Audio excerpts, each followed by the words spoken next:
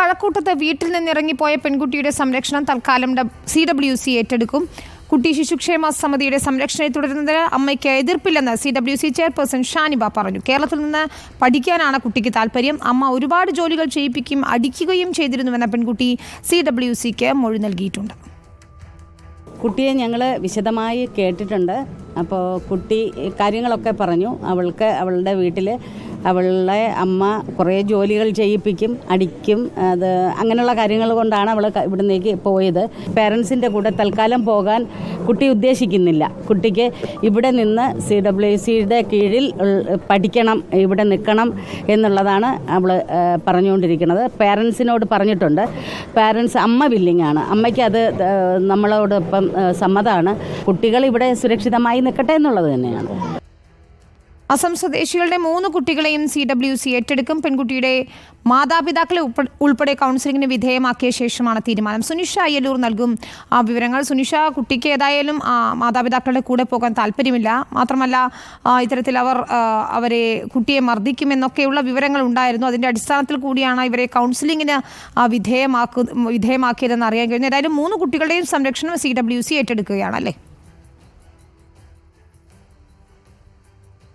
അതെ വിനീത, 3 കുട്ടികളുടെയും സംരക്ഷണം ഏറ്റെടുക്കുമെന്നുള്ളതാണ് CWC അറിയിച്ചിരിക്കുന്നത്.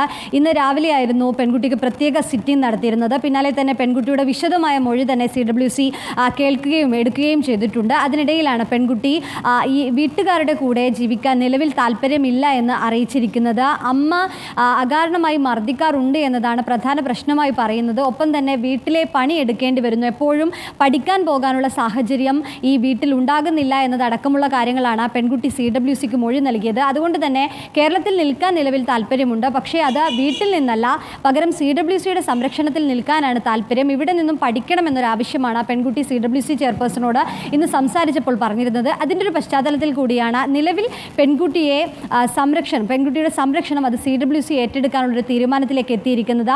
മറ്റു 2 കുട്ടികൾ കൂടി, ഇവർ ജോലിക്ക് പോകുന്ന 2 അമ്മയും അച്ഛനും ജോലിക്ക് പോകുന്നവരാണ്. അതുകൊണ്ട് തന്നെ കുട്ടികളെ കൃത്യമായി വളർത്താനുള്ളൊരു സാഹചര്യം അത് കുറവാണ്. അതുകൊണ്ട് മറ്റ് 2 കുട്ടികളെ കൂടി CWC ഏറ്റെടുത്ത് വളർത്തുമെന്നതാണ് നിലവിൽ അറിയിക്കുന്നത്. ഒപ്പം തന്നെ കൗൺസിലിംഗ് ഇനി തുടരുമെന്നതാണ്. അല്പസമയം മുമ്പ് വൈദ്യപരിശോധന നടത്തിയിരുന്നു പെൺകുട്ടിയുടെ. ശേഷം വീണ്ടും കൗൺസിലിംഗിന് വിധേയമാക്കുമെന്നതാണ്. ഇനി വരുന്ന ദിവസങ്ങളിലടക്കം പെൺകുട്ടിക്ക് കൗൺസിലിംഗ് നൽകും. ഒപ്പം തന്നെ ഈ മാതാപിതാക്കൾക്കും എങ്ങനെയാണ് കുട്ടികളുടെ പെരുമാറ്റമാണ് പെൺകുട്ടിയെ വീട് വിട്ടിറങ്ങാനുള്ളൊരു സ്ഥിതിയിലേക്ക് മാറ്റിയത്. അതുകൊണ്ട് തന്നെ മാതാപിതാക്കൾക്കും കൃത്യമായ കൗൺസിലിംഗ് നൽകുമെന്നതാണ് നിലവിൽ CWC അറിയിച്ചിരിക്കുന്നത്. അതിനുശേഷം പെൺകുട്ടിക്ക് ഇവരുടെ കൂടെ പോകണമെന്നുള്ള ആഗ്രഹമുണ്ടെങ്കിൽ അത് ആ രീതിയിലേക്ക് മാറ്റിവിടും. അല്ല എങ്കിൽ പെൺകുട്ടിക്ക് CWC തന്നെ സംരക്ഷണം നൽകുമെന്നതാണ് നിലവിൽ അറിയാൻ കഴിയുന്നത്. ഏതായാലും ഇപ്പോൾ CWCയുടെ ഷെൽട്ടറിലേക്ക് കുട്ടിയെ മാറ്റിയിട്ടുണ്ട് എന്നതാണ്.